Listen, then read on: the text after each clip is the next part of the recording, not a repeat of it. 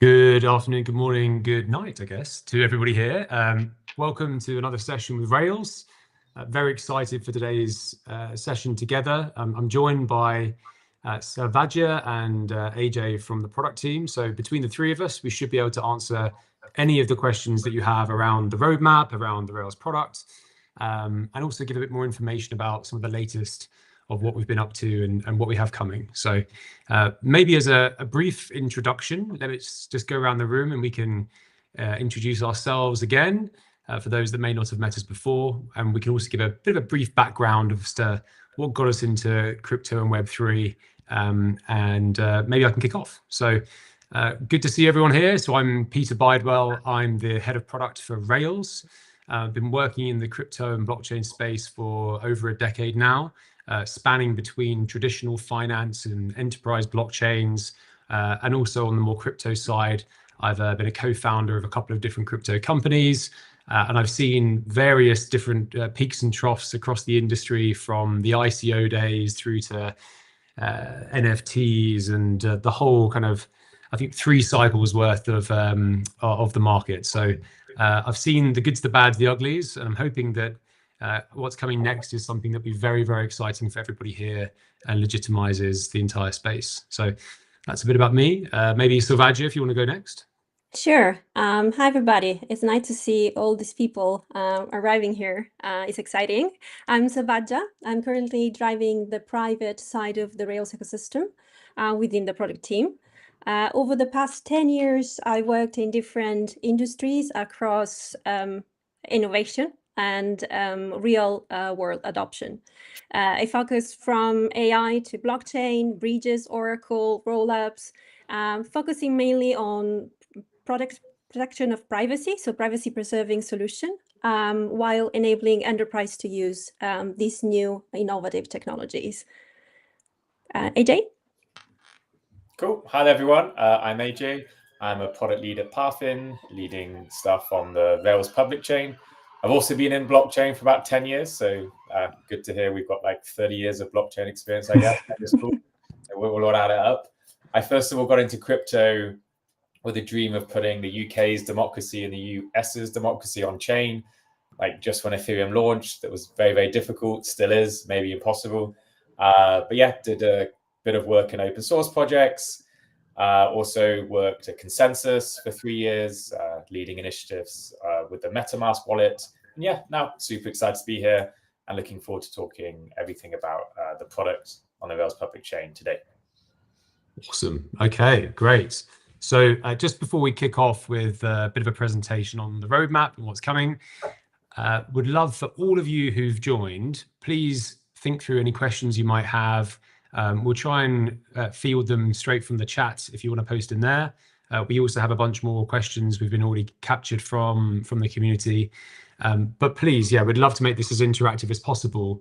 So we'll keep our presentation about the roadmap and some other insights relatively brief, making sure we have plenty of time for an AMA style questions at the end. So let's make it engaging. And also, if you have anything else that you want us to talk about beyond this call, if there are other topics, please, again, feel free just to share that information with us. Would love to be fully transparent and open with everybody about what we have in mind. So, as you probably may have seen from our recent social posts, we've just published a high-level roadmap for Rails over the coming few months, and actually, I guess, into kind of 2027 as a very, very high-level view. Would love to kind of share and talk through each of those different pieces of each milestone we have on the roadmap. And what I'll be doing is playing host, and I'll be pointing these questions back towards the team here, Savadja and AJ, who can dive a bit deeper and show us a bit more about what's going on behind the scenes.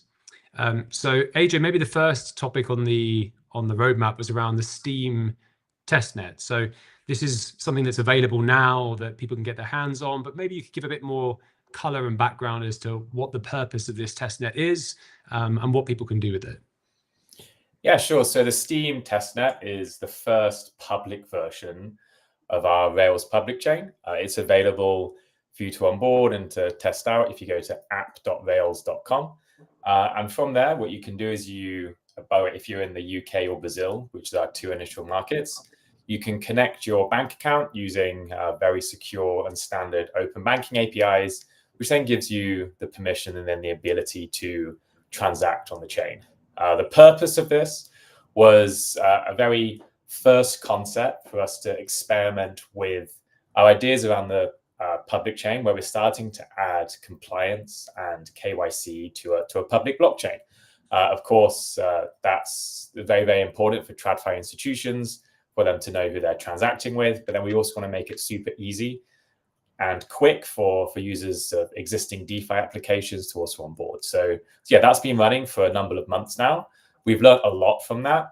Part of, I guess, this call is to talk about what we've learned from that and ideas going into the future, which I'm sure we'll get onto. But yeah, feel free to test it out, drop any feedback and questions you have in Discord or on Twitter. Yeah, we'd love to know what you think. Very good. Okay. And maybe while we're on the same topic then, so AJ, could you tell us a bit more about what's coming next? So there's this new testnet we've been discussing called Maglev. So what is Maglev and how is it different from Steem? Yeah, so first of all, we're doing a lot of work under the hood on the actual protocol itself. From a lot of our customer research with TradFi institutions and also what we've seen in the DeFi community, we're doing a lot of work to try and decrease things around things like our finality, which is like the time it takes for transactions to actually be completely finalized. We're doing a bit of work as well on the gas token and stable gas fees. We're also working on things such as staking as well into the chain. These are very, very complicated ideas, and a lot of work goes into this because we're trying to build a very secure chain as well, so we don't want to rush these things. But yeah, a lot of those, I guess, key innovations will be rolling out soon. Can't go too much into the specifics on this call, but yeah, those is like the areas that we're currently working in.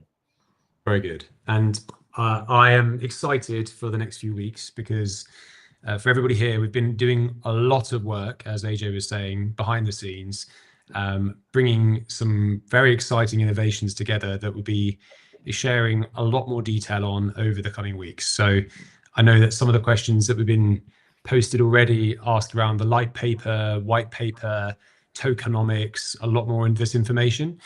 So we'll be publishing a range of different documents and blog posts that cover the full spectrum of all of this information in the next few weeks. So definitely keep watching this space, but we will be happy to share that as soon as we have it ready.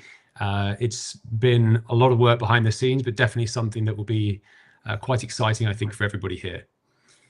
So maybe I can switch gears a bit. Sabajia, on your side and on our roadmap, we've got the milestone for Enigma version 2. So this is the payments and DVP exchange using Enigma. Maybe you've got a few different materials out there already around Enigma, what it is, how it works. You've written some fantastic blog posts already, but maybe you could just give a brief overview about what Enigma is and what this new version brings. Absolutely. So the Enigma is our protocol for privacy preserving solution. So basically what you can do with Enigma is two things: the payment through private tokens, and also using that for DVP, so delivery versus payment solution. With Enigma, you can have a private or public issuance of the token and then use that for complete confidentiality and anonymity for transacting into the private network. So the possibility with Enigma are several, and we have several use cases as well that we where we actually use like real example of the protocol. So example like CBDCs or DVP. So basically you sell NFT or a specific token, and then for the payment side, you can use again either private token or normal ERC20 to pay that. So basically, is a broader now protocol, and we are always trying to improve that also into the performance and other points, but using more standards. But Enigma is our privacy protocol basically. Very interesting. And then those that are familiar with the architecture that we have. So we have the privacy nodes. So these are the institutional grade blockchain infrastructure that's installed by a regulated institution on their own premises for their own use. So imagine a core banking system that has tokenized Rails. That's kind of the simple way of thinking about it. And those can connect together to form these private networks that enable banks and institutions to transact privately with each other in a private permissioned space. But also on the roadmap coming, and this is where the privacy node is going to be something that Sabadja will be asking you about here, is the bridge and connection into the public chain. So we're talking about Enigma first. Where exactly in that whole architecture view does Enigma fit, and where could it maybe fit at some point in the future? Yeah, so Enigma currently it's used into our private network. So basically all the privacy node can connect together through this private network hub. And through this connection, they can ensure they can use different type of protocol to communicate between each other, to send messages and transactions. And Enigma is one of those. But Enigma is also EVM compatible, so we can apply and use that also in other EVM chain, like what we would like to do in the future with the public chain. So there will be a possibility to have different type of privacy on top of our public chain too. Amazing. So just to kind of clarify, right now we've got Enigma that's being used at scale in production in these private networks by major financial institutions today. Correct. And that will be something that kind of core technology will be then leveraged and brought in the relatively near future across to our public chain as well. So, and actually that brings full EVM end-to-end transaction privacy to a public blockchain in a way that can actually scale. Now, maybe just one other thing to mention here, because the version 2 of Enigma I'm quite excited about. It's not just the idea of payments and also DVP, but can you explain how this double batching concept works? How does that enable institutions to scale their operations? And how could that work again, both in a public chain environment and a permissioned environment? Absolutely. So we have two different concepts, basically. One is the concurrency and one is the batching, as you said. And what we realized is because Enigma works on very complex technology solution, like ZK proof and Pedersen commitment and other of those, the need is to be sure. What we want to be sure, of course, is that everything is happening with following the compliance. So we are not allowing double spending. We are not allowing people to transfer money if they really don't own them, basically. So what we did is a solution that could enable that, but at the same time, we started notices that we needed also to do that at scale. So what we wanted to do is also saying, okay, but if one privacy node is sending multiple transactions at the same time for different user inside the privacy node, and would like to send that to different privacy nodes in the private network hub, how can we achieve that in a scalable and usable way? So we started working on the concurrency and the possibility to do the batching and the double batching. Double batching means that basically you batch the transaction from the privacy node, that is the one that is sending, and you divided them based on the destination. Again, this is a privacy solution, so all the data are encrypted. And the good thing of the solution is that you encrypt that for the destination. So only the recipient can read can decrypt and read the transaction information. So for doing that, what we will do is like batch the transaction for destination, and based, of course, on when they are triggered, and we then can send that all together with one transaction. So that actually helps us to scale the solution and always keep the transaction safe and compliant. Very interesting. So what I've heard there is that you've got a network of multiple large banks who want to transact with each other privately and maintain all their compliance rules and do things in the right way. But they also need to operate at institutional scale. So if they've got, hundreds of millions or tens of millions of client accounts, and that's one bank on a multi-bank network, they're all trying to send a very high volume of transactions to each other in a kind of many-to-many mesh network. Most permission blockchains right now really struggle with that kind of scale. So yeah, this feature of Rails Enigma, that you can have both privacy and compliance, but with orders of magnitude more scale, because you can then batch these transactions, squeeze them together, and actually then have a much higher net throughput as a network overall. Super powerful. So I'd be very excited as we start bringing this to the public chain environment, and we can start bringing that kind of core innovation to massively scale up the operations. You know, for us, I guess this is where the sweet spot between TradFi and DeFi comes, because you have to meet all of those requirements that banks have today and meet the scale that they are already operating at, and bring that to the DeFi space where they can then leverage the value of Web3 and of crypto. So I guess that for me is quite exciting, because it means that we're actually able to meet those requirements and basically bring banks and institutions properly into DeFi to really manage their scaled operations. It's not playtime where they're doing a few small things. They can really utilize this as the new financial Rails, hence the name Rails. So that we're very excited.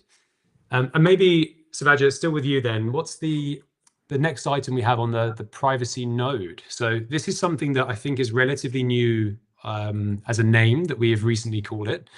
But that, if we kind of go back to that core philosophy of what Rails is all about, which is to bring the world of traditional finance, the liquidity, the users, and enable banks to properly bring their operations on chain, and critically to then connect between these private networks, so private issuance of assets, privately transacting with other banks, but then globally distributing that value, those assets, across the full global DeFi ecosystem. That's something actually that no one's really solved properly just yet. You know, you end up with a lot of permission consortium type work that often gets a lot of complexity, doesn't really work, doesn't scale, and that's why we've seen so many pilots that have never progressed beyond a pilot phase.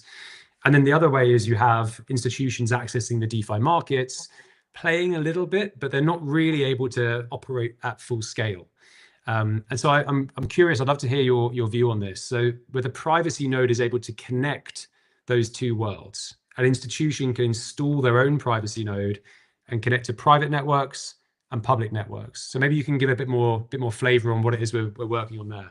Yeah, we're currently working on this. So it will be a very interesting use case to show to everybody.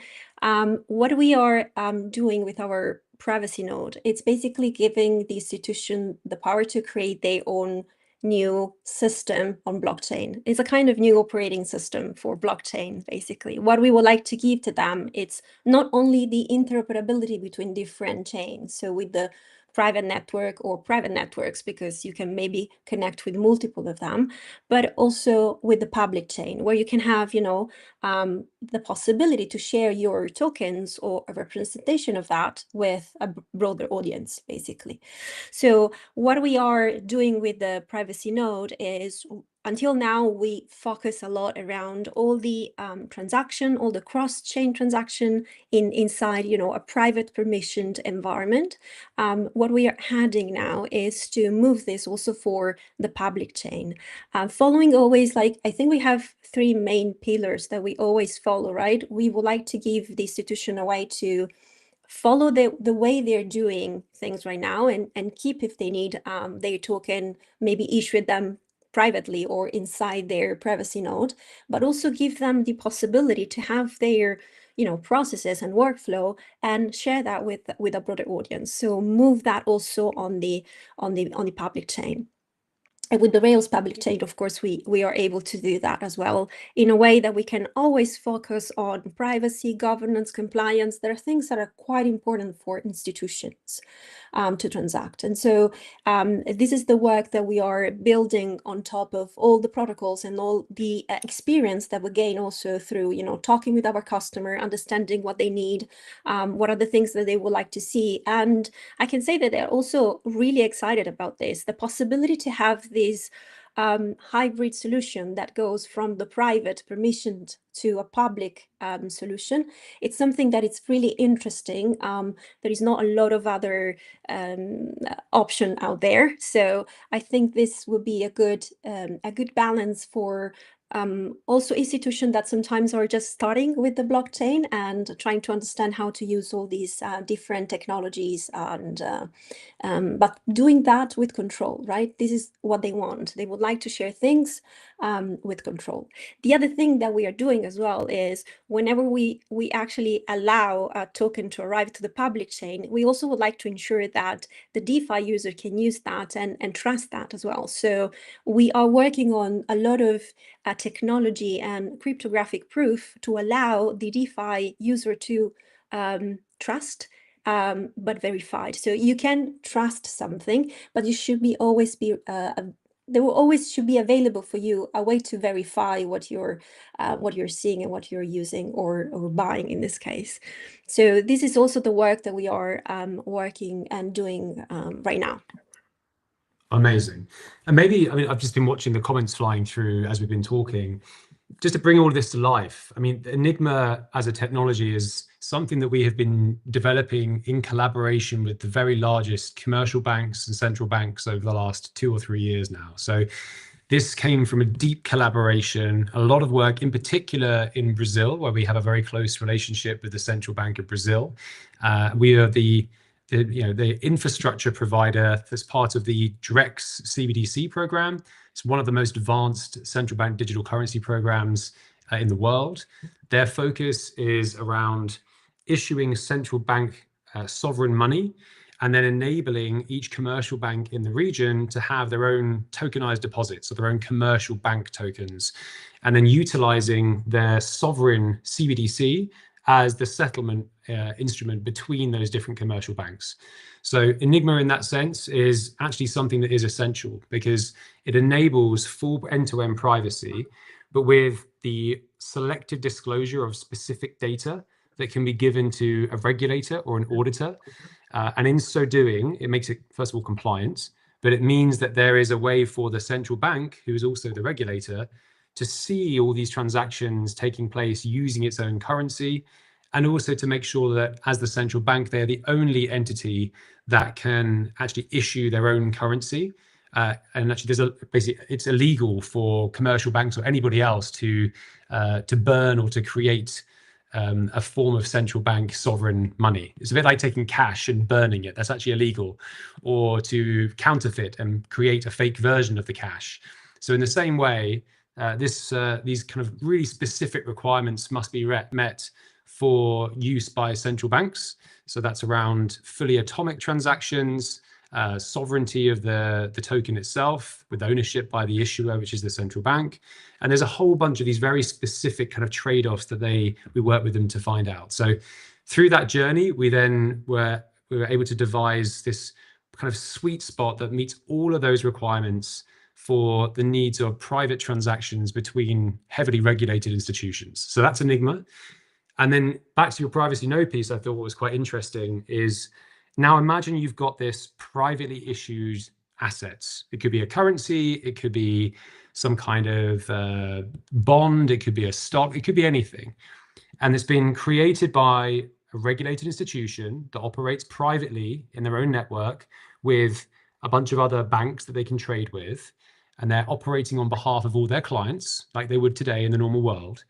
But now with this innovation of the privacy node, they can take those assets, whether they've been the issuer themselves or if they've received them from somebody else, and they can lock those assets, and now they can distribute that same value across to public DeFi investors. So this is a use case that we have already been working on in collaboration with the largest payment processor in the Southern Hemisphere. They're a client of ours called Nuclear. They process around $4 trillion worth of assets every single year, and focus specifically around credit receivables. So these are short-term, a bit like invoice factoring, short-term credit instruments that can then be packaged up and then resold on secondary markets. So now imagine this exact setup. We're now working with one of a couple of the specific members of this network to then take those assets these privately issued assets and lock them to create a public chain wrapped equivalent that can now be then distributed across the public DeFi space. So what does that really mean? It means in practice, we're already doing this work with real businesses, real institutions, to then take private financial assets issued by regulated institutions and enable the access to retail and to DeFi users to purchase those assets and then earn the yield from those much lower risk, but still very high yielding real financial assets. So this is something that we're very, very focused on. And this unique blend of access to massive institutions, the real financial markets, and the liquidity that exists within those, and bringing that across to give access to DeFi users. So that's really the sweet spot of what we're aiming to do here, and that's why the privacy node is such a key innovation for us. Very good. AJ, back to you for a second. So tell me more. We've got a bunch of questions also flying in around when is TGE, when is mainnet, when is, some key milestones for us. Maybe if we start with the mainnet piece, I'd love to get your view on this. We've been talking so far about the Steam testnet, around the maglev testnet. What's coming up in terms of our mainnet launch, and what does that look like? Sure, yeah. So as we said, maglev should be live over the next month or so. That will bring a bunch of protocol level improvements and some changes to how users verify themselves as well onto the chain. We'll be running that for a period of time. That there's a bunch of things and a bunch of hypotheses that we need to prove. We need to make sure it's stable and secure, and that it can also be scalable as well for hopefully millions of transactions. And so, we're looking, product development is very, very complicated. There's a lot of things we've got to get right. Timelines may move, but we're looking for a mainnet towards the start of next year. Yeah, we're super excited for that, for people to start using it. Very good. Now, I'm sure that there'll be a bunch more questions flying in about what exactly that means, what that includes, and so on. So just for transparency with everybody here, as I said earlier, we've been focused very, very hard to make a bunch of very, very innovative implementations for what we're doing. And it's something that we'll be very excited to share a lot more detail on in the next few weeks. So AJ, maybe you could share a bit more. What kind of information will we be sharing? What kind of materials will be available to the community? Yeah, so one of the major things I've been working on recently, as well as I know you two have as well, is our light paper and our white paper.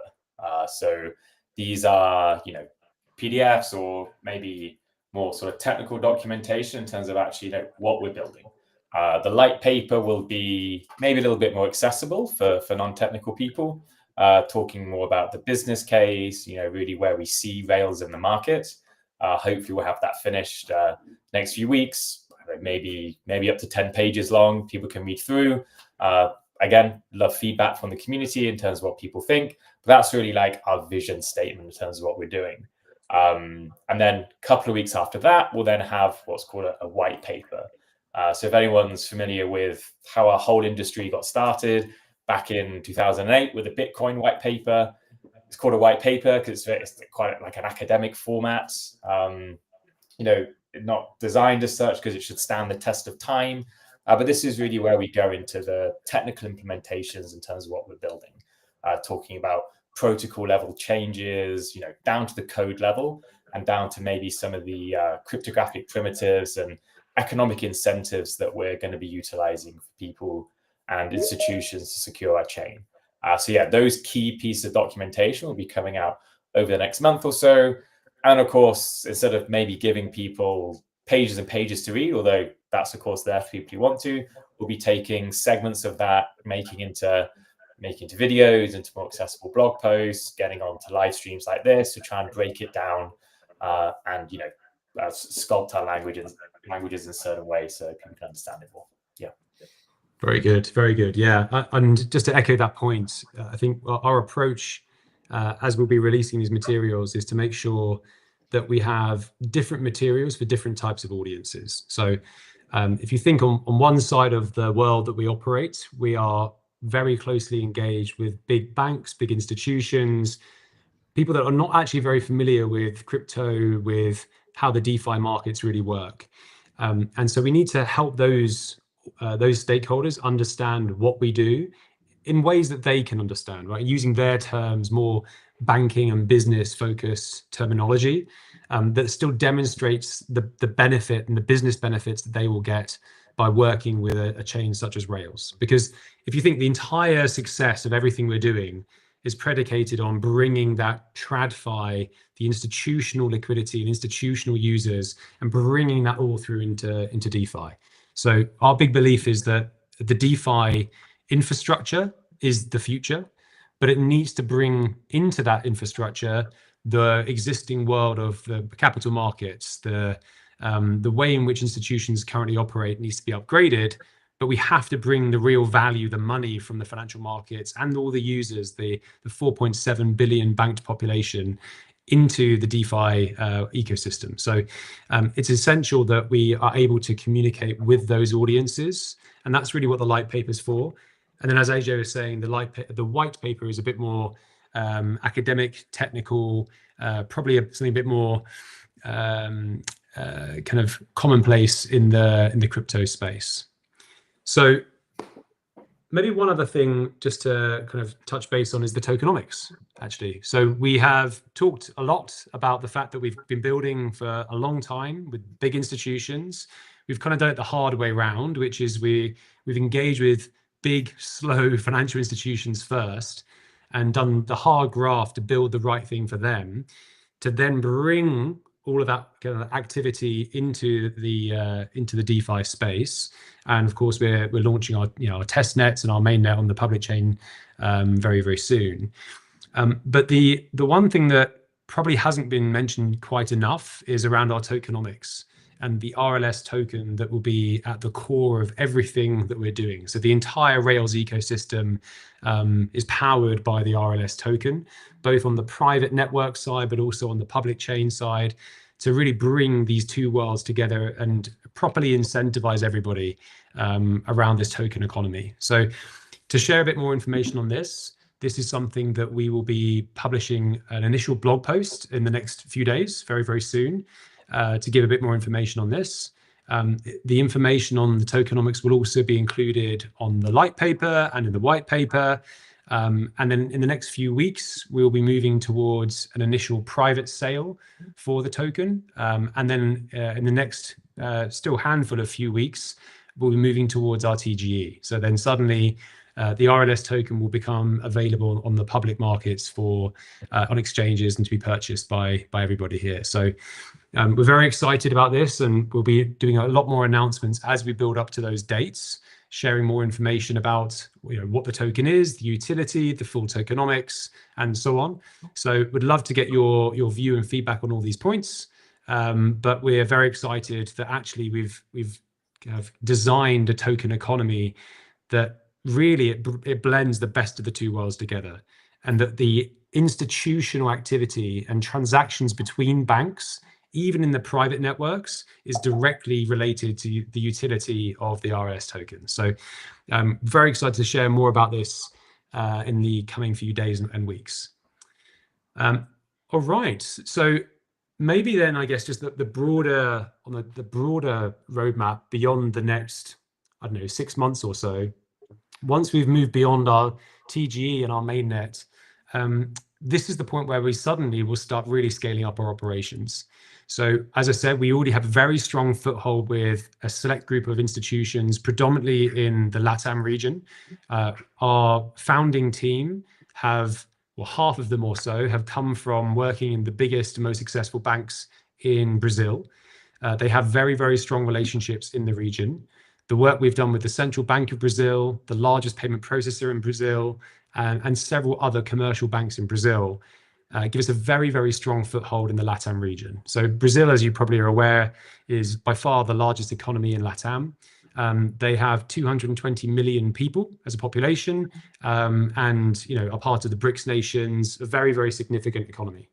So the work we've done there sets us up very, very nicely for the other countries of Latin America, which is a very high growth, very active, very innovative space for crypto and for digital assets. So we're going to look to leverage that success And by success, I mean not just pilots, but real implementations in production. We've got plenty more production grade projects that are in the pipeline. We can't share just yet, but we'll be sharing, as we're allowed to, the news on these very significant production grade implementations.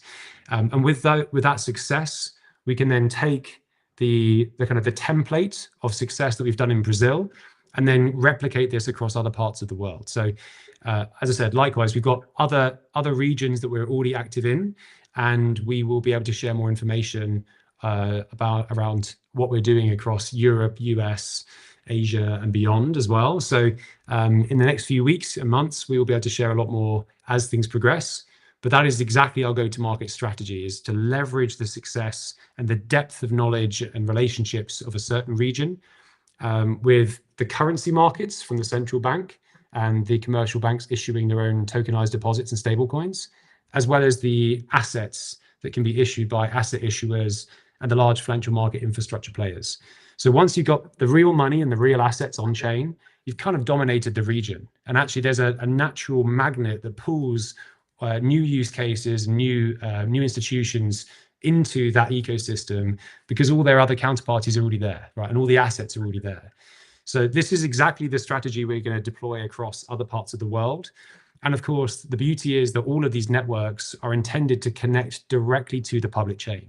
So all of these different kind of geographically distributed pockets of institutional networks and activity using Rails will then connect ultimately to the public chain to create this global aggregation layer of global financial liquidity and users from across the world. So this is the big strategy that we're working on. As I said, we've got a very good starting point in the LATAM region, but this is the beginning for us, right? This is where we're going to double down. Probably then the other thing just to mention that's quite exciting for what's coming, as well as some of the announcements we have and some of the materials we'll be sharing, we'd also love to meet with you in person. So over the next few weeks, Rails will be present across lots of the international kind of conference and event scene. So we have in the lineup, we're going to the Korea Blockchain Week. We'll be at Token 2049 in Singapore. We'll be in Merge Madrid, the Digital Assets Summit in London, and also Zebu Live as well. So this is all in the build up towards RTGE, and to make sure that we are meeting as many people as possible, and that actually there is as much awareness of the work that we've been doing. And of course, just to meet the community and make sure we've had a chance to connect and speak with everybody. So I think that's probably the main topics that I personally wanted to cover off. So Vadja, AJ, is anything else that you wanted to talk about at this point?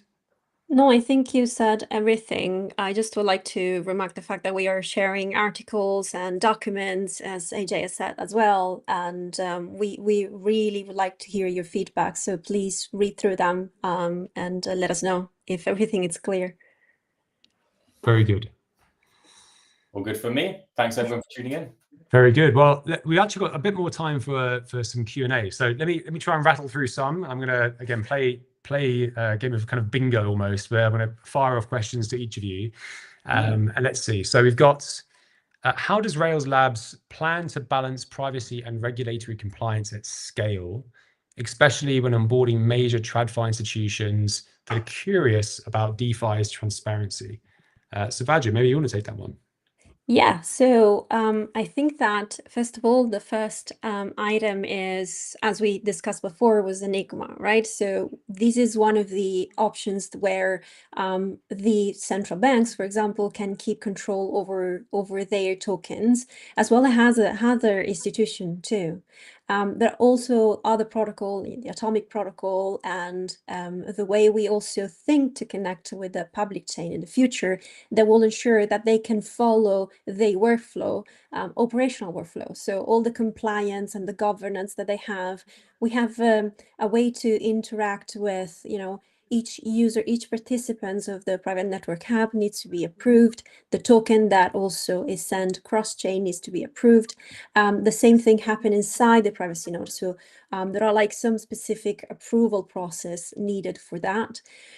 There are also things related more also to security that are somehow related with governance, because if you ensure that all the transactions are issued by authorized addresses, you ensure also that the bank and institution can decide who is the one based on the governance that should be able to do that. It could be a list of people, maybe like a team or department, or can be just one person who will be responsible for that specific work.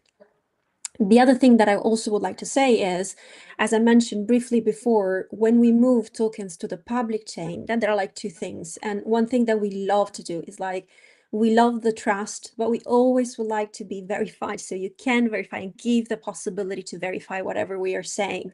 So what we will do is also give this proof, cryptographic proof of what we are sending on the public chain is real value, is real asset. In this way, people, the DeFi people, can always be ensured that this is true value that they are basically buying. And so I think this is my answer. Yeah, I hope that I love answered the that. question.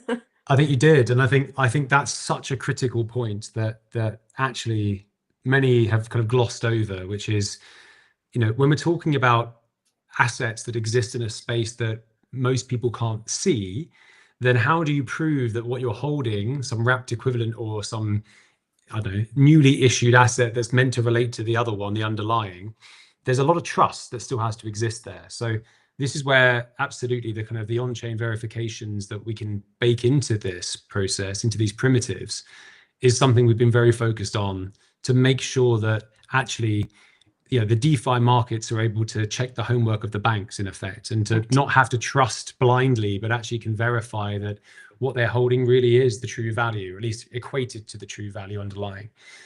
So yeah, super important piece. And then AJ, maybe I'm going to point towards you for a second. So one of the questions was, would it be possible for users to run nodes or to do staking and earn APY and rewards? This is something we haven't actually touched upon. I know it's coming up in a lot of our white papers and the light paper and so on. But actually, this is a very, very critical point around staking and permissionless validators. So could you share a bit more about the position we have to not only have institutional, you know, requirements being met, but actually how we are able to share this value to the crypto community? Sure. Yeah. So, I mean, the short answer is yes, people will be able to stake into our network and then earn some APY on that for doing some work. The long answer, of course, is a bit more complicated. On a high level, we are starting off with a permissioned validator set on our chain. Just whilst we've got basically the training wheels on, basically when we're in our test net. Of course, everything I say is up to change, but at this moment in time, and I guess this will be confirmed in a couple of days with the blog post, is yes, we're considering using the RLS token as the staking token into our network. And then a portion then of the gas fees of the network will then be paid back to the stakers in the network in return for doing the work to help secure the network. And again, that you know, depending on the actual implementation of our blockchain, that would be processing transactions or checking transactions. But of course, the key is that to actually participate in doing this work, you have to stake the token. In time, though, once we move beyond a permissioned validator set, which is very common for blockchains, is we do have the goal to move into a permissionless validator set.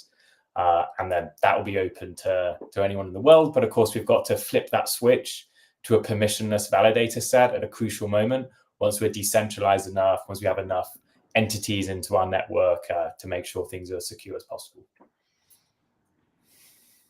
Very good. And then maybe one final question that I've just seen pop up at the top, which is Enigma version 2 introduces quantum safe privacy. How do you see this evolving when quantum computing becomes mainstream? And will Rails already be future-proofed? So this one's a great question.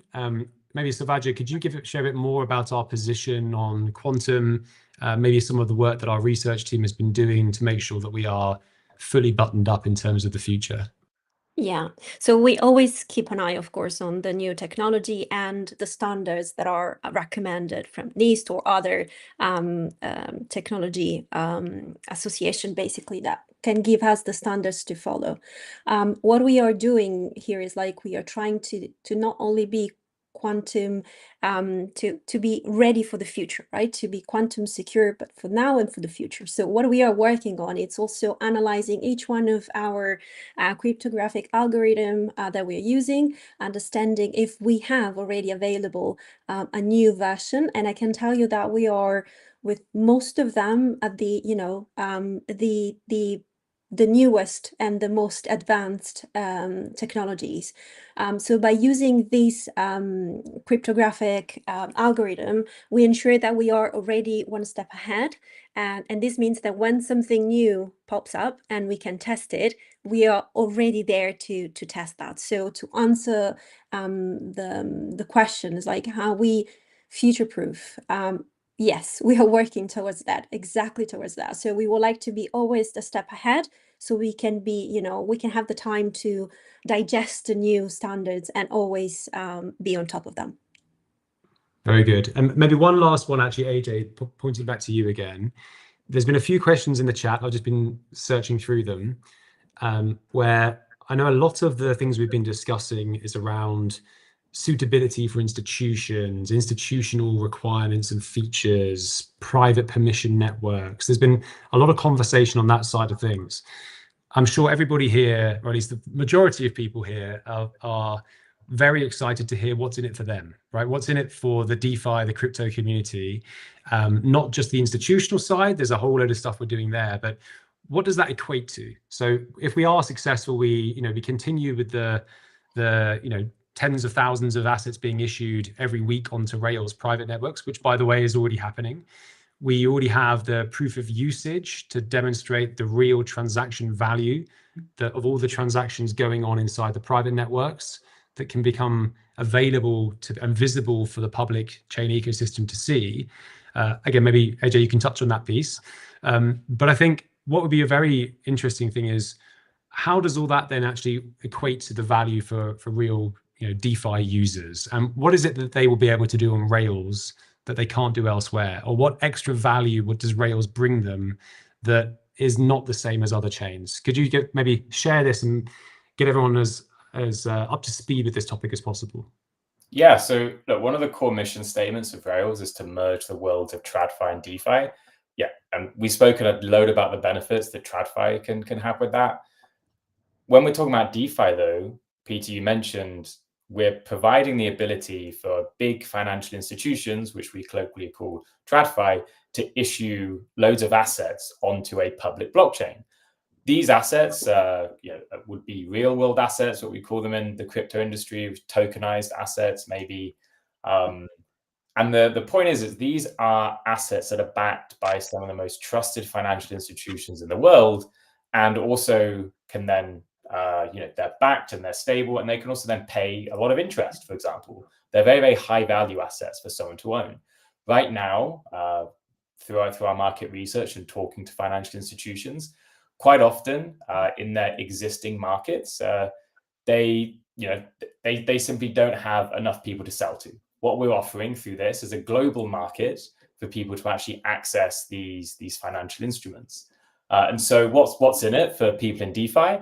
Well, I'm sure people have always, traded particular assets, that they're interested in particular assets. We're offering a new kind of assets backed by some of the most trusted financial institutions in the world for actually DeFi users to actually interact with.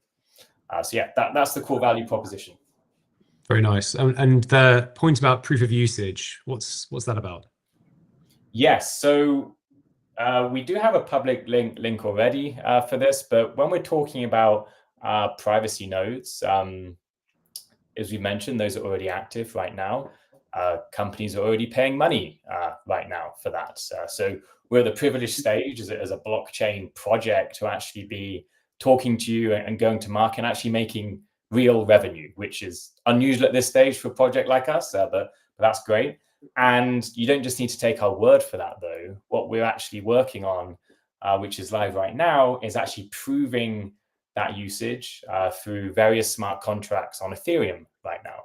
So you can actually see the transactions and the revenue that are generated from our privacy nodes on a public blockchain. So you don't need to just take our word for this. You can actually see that. And as part of our light paper and white paper, that link will be public. And actually, I was just messaged, that's pou.rails.com. You can actually go to. So that's pou.rails.com. Have a look. Amazing. And to be clear, that, as AJ just said, that's a live dashboard that as transactions happen in these private networks, the value is directly passing through from that smart contract. It's nothing to do with us. This is all fully automated by the reality of what's going on. Already, Rails is generating over $100,000 each month in revenue from this activity, from those transactions in the private networks and the private chains. So actually, I think that already puts us in the top 10% of all projects, all crypto projects, in terms of revenue being generated. So we're already doing fairly well considering, and actually this is just the beginning of the journey for Rails, right, where we are just getting started. So I think this is a good indication that the scale of institutional adoption is something that could make a significant impact on the crypto markets. And then likewise, of course, the key thing here is that the RLS token, the utility of that token directly relates to the transactions taking place in those private networks. So as you'd imagine, if payments need to be made in RLS to pay for transaction fees, there is a demand aspect as the demand increases for the volume of transactions. There is an impact in terms of the demand for the token, right, and the price of it. So again, we'll share this information very soon in the tokenomics documentation. But just to give a sense, this is real. We already have significant revenues flowing through the ecosystem, and we are just getting started. So I think we're about out of time, everyone. Thanks so much for all your engagement, all your questions. If you have anything else that you want to share, please reach out directly. Would love to hear your feedback about what else you'd like to hear from us, the team, and from anybody else at Rails. And we'll make sure we put as many sessions in as we need to make sure that everyone's up to speed with things. In the meantime, again, please feel free to follow our various different social accounts. I see there's a load of messages around the Discord, so we'll field those as well to make sure everyone can be included. So yeah, follow us on the socials, watch this space for the light paper, the white paper, videos, blog posts, plenty more of those coming out in the next few weeks. We also have the private sale coming up as well for our investors, as well as TGE in the next few weeks. So very, very exciting times. We'll also be sharing, by the way, any more announcements we have with big institutions, and there'll be plenty more of those in our pipeline that we can be sharing in the next few weeks with some major commercial banks and also a central bank. So that will be a good one to share very, very soon. Otherwise, look forward to the next session, and thanks so much, everyone, for your time, and thanks for joining.